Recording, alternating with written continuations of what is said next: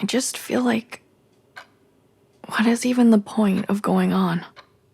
Life just feels like these never-ending waves of pain. There's nothing that makes you happy? No. Nothing you're grateful for? No. Nothing to look forward to? Just not existing anymore. So, there's nothing in this world at all that would make you want to stick around? No. Well, there is this one thing. What? I want... Yes? What is it? To work for Nathan Fielder!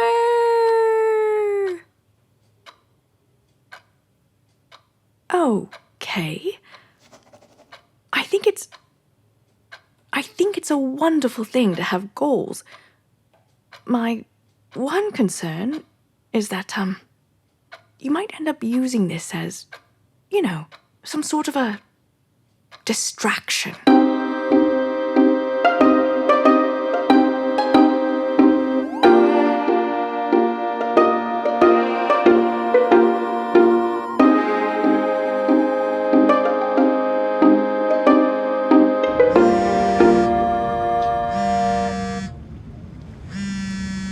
Hi, Nathan.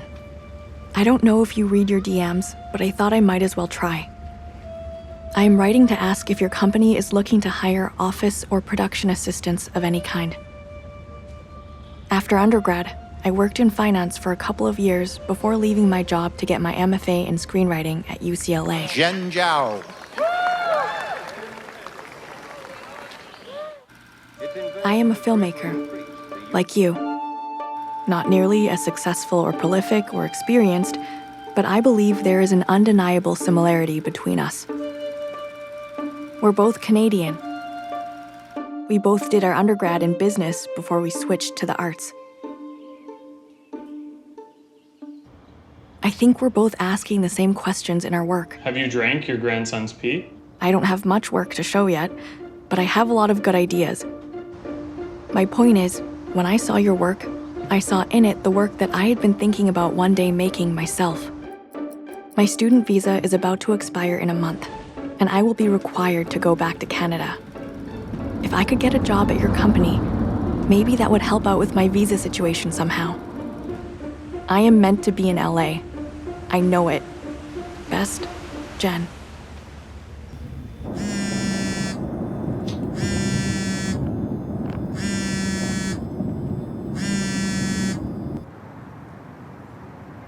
Hi, Nathan.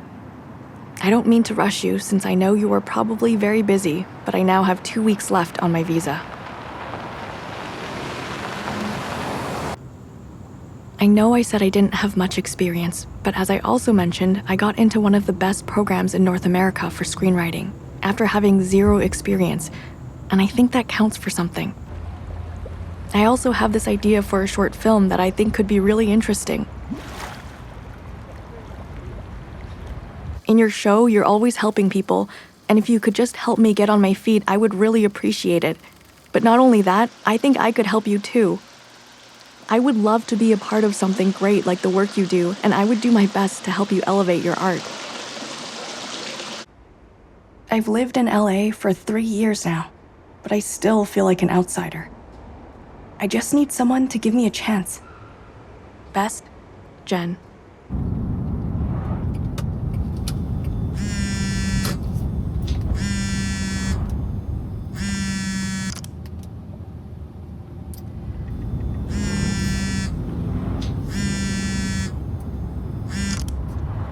Turn left onto the ramp.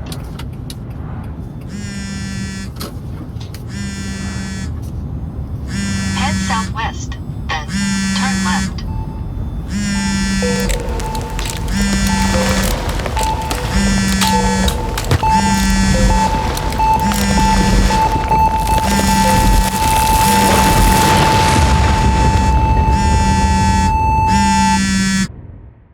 Nathan. 1 week left on my visa. I wish you saw my messages. A crazy thought came to me the other night, which was that you did see them but chose not to answer.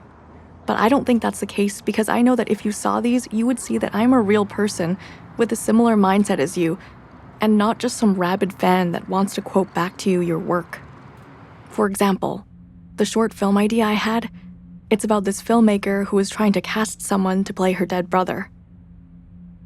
Sure, she has some old photos, some memories, but it's almost like she knows him too well to recreate something that would ever come close to the real thing. But at the same time, she's realizing there's a lot about him she didn't know, and maybe the version of him in her head is incomplete somehow too. Anyway, at the end of the film, she goes to the beach and just walks and walks and walks deeper into the ocean until she disappears. Don't you think that's kind of like something you might make? I saw an interview where you said you are always looking for collaborators. Maybe we could make this film together, and that could help me stay in LA somehow. Where are you? Best, Jen. We've been on the run, diving in the sun, looking out for number one. California, here we come. We've been on the run, diving in the sun, looking out for number one. Stereo, listen as we go. Nothing can stop me now. Right now, let me start.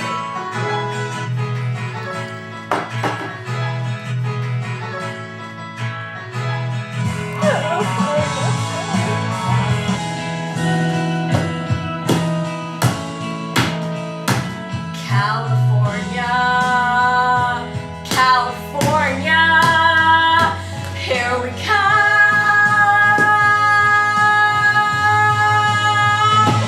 California, California, here we come.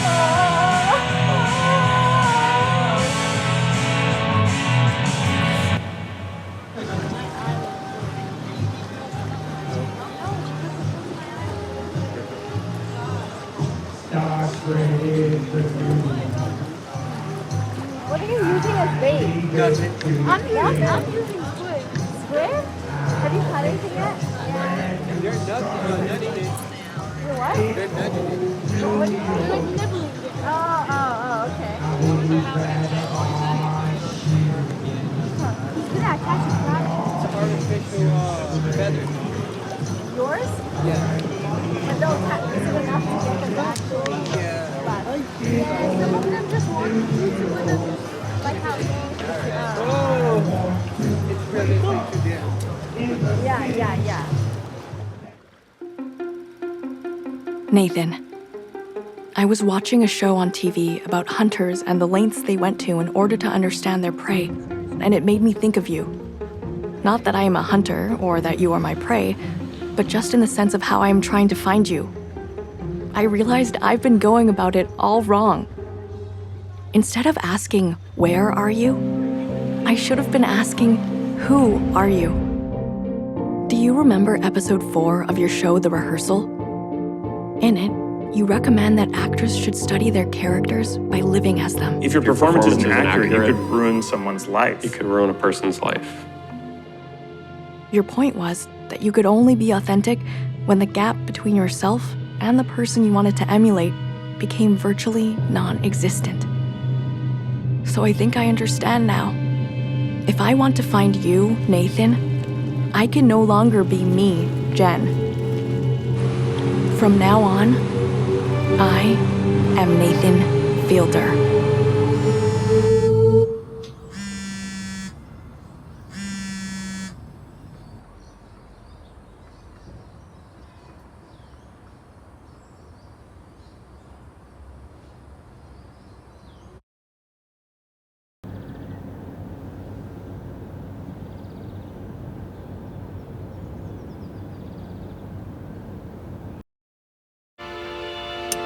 I eat as you. I shop as you.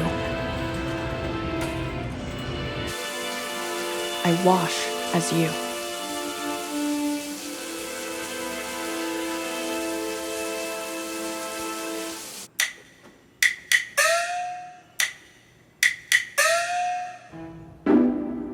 Nathan, I couldn't find much about you online, except that you have 2 adorable cats. 2 cats.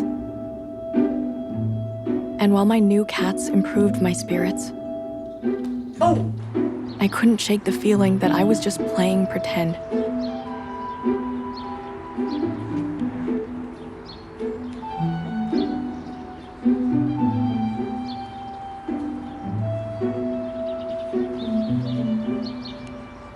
I recalled a past visit to Hollywood Boulevard, where you could not only meet your heroes, but also become them. Maybe, here, I'd get the chance to truly feel like you. But no one gave me a second glance, let alone asked me for a selfie. I got lost in the crowd, but I could not lose myself.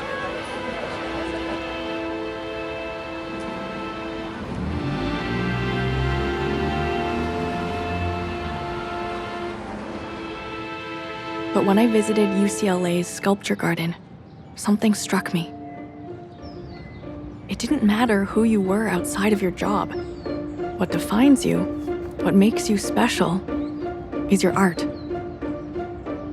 If I could make my way through your body of work and recreate it, So what? then I could absorb your knowledge and experience as my own. But maybe it's more unethical. I decided to start with a simple video of yours, Thin Watermelon, where you hold a really thin slice of watermelon. I chose this because it was important to set myself up for success, and I figured this would be an easy home run. But I was wrong. Every watermelon I bought was riddled with holes, and no matter how many times I tried and tried and tried, I had failed to do the simplest task: secure a very thin slice of watermelon. After briefly crying, I decided to salvage the best pieces I had and transport them to the park. I figured the worst case scenario was if I didn't try at all. I went to the park and gave it everything I had.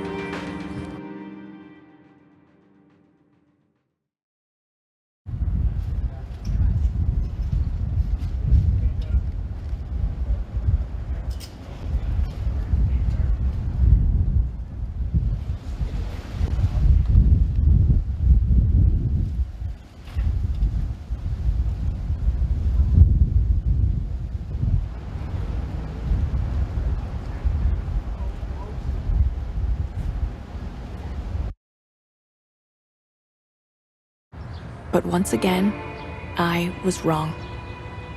I was so off, so disgustingly, abhorrently off, that I didn't know how I could possibly recover.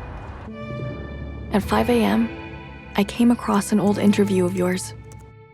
In 2017, you told Rolling Stone magazine, I was working on a show and there was like craft services on set, and they cut up watermelon, and one slice was paper thin. So I just picked it up and said, "Just film me." I just held it in the wind.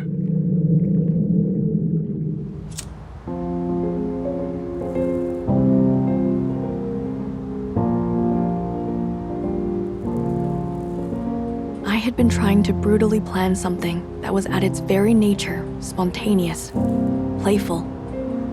The essence of Thin Watermelon was about opening up your eyes to the whimsy and possibility of the world around you. I was coming at it from a place of desperation. I needed to change my mentality.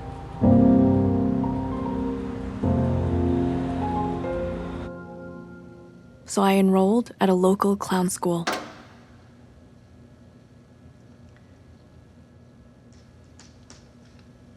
Relax. Breathe. Shake it up.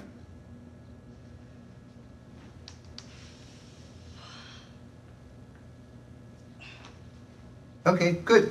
I'd like you to start walking. And I'd like you to explore this space as if you were a child.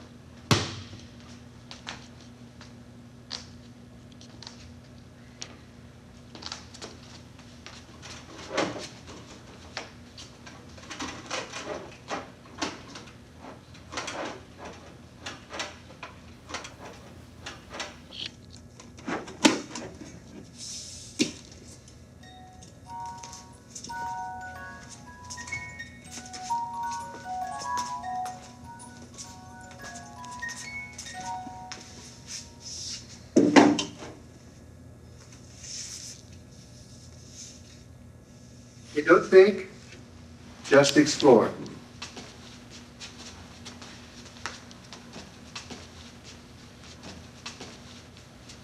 Yeah, come back to that impulse with the blocks.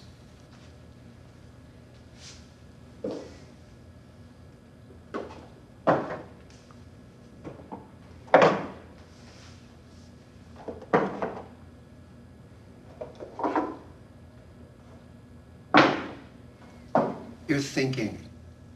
Just explore and be in the moment.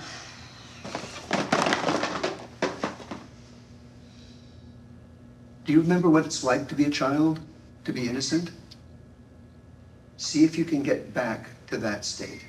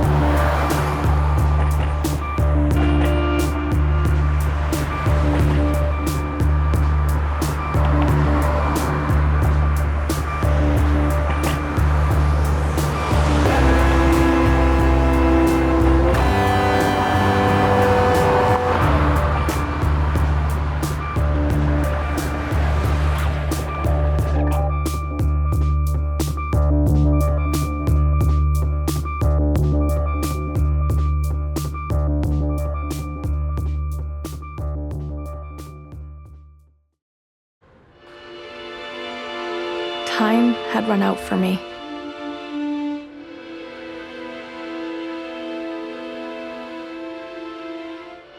I cleared out my apartment and locked up my possessions, and I was headed to the airport when I realized something. I had forgotten to get rid of my drugs.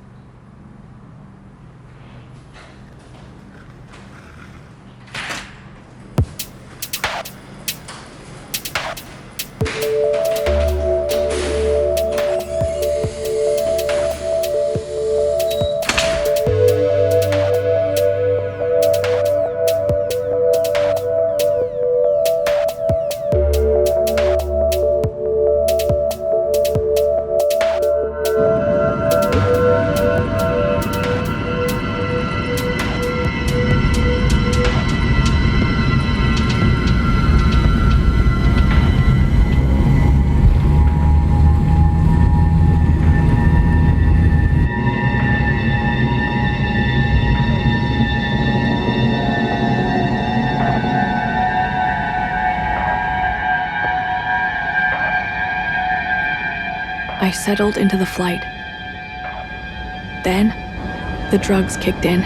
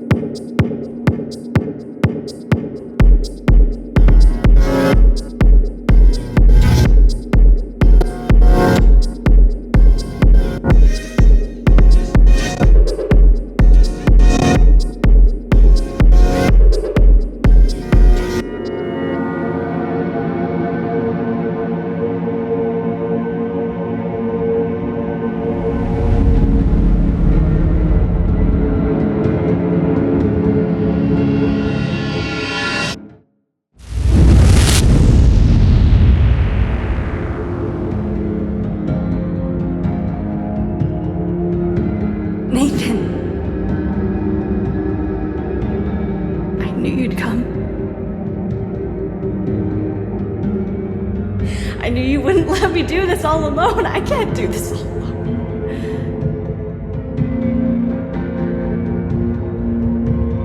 Why won't you say something, Nathan? Say something. Please. Please, Nathan. Say something. Say something!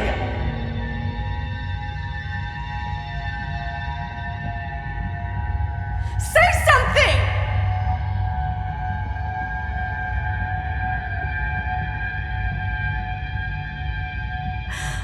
Please.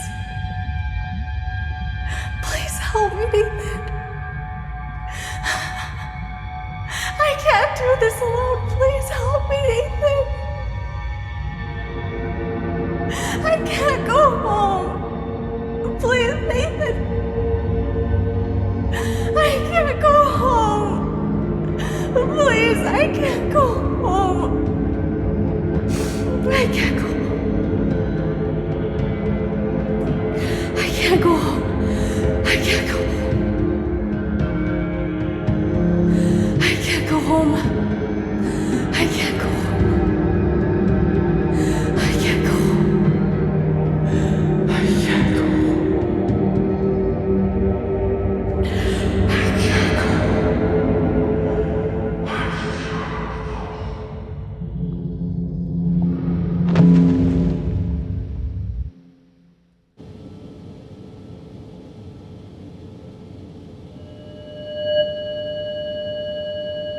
I woke up and found myself in what appeared to be an airplane bathroom.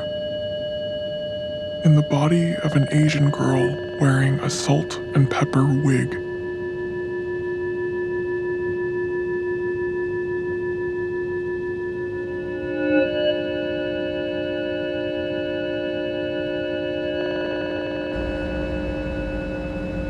I vowed to get to the bottom of things once I landed. I didn't want to be trapped in this body. I discovered we were landing in Calgary, a city in the province beside the one I grew up in. It had been a while since I returned to Canada, though I knew no one in this city. As soon as the plane landed, I rushed off, eager to find the answers. Why was I here? In someone else's body. But as I walked off the plane, I was immediately struck by something. The sheer emptiness of the space.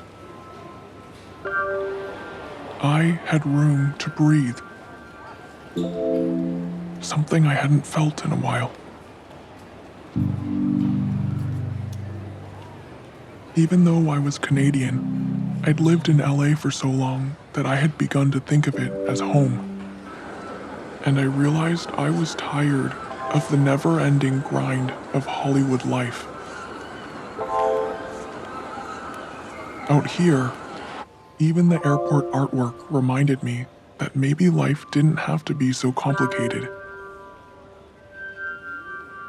In the past few years, the success of my shows had taken off, and I found myself in the uncomfortable position of being famous.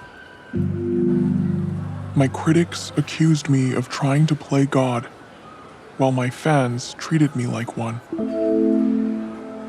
Being away from it all gave me relief.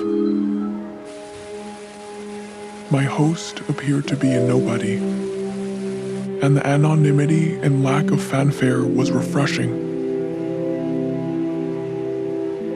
There was something comforting in the knowledge that I had the ability to disappear into a crowd.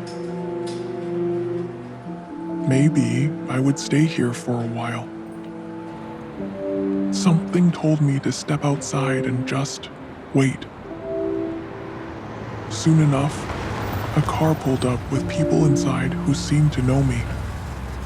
I got in, and we took off.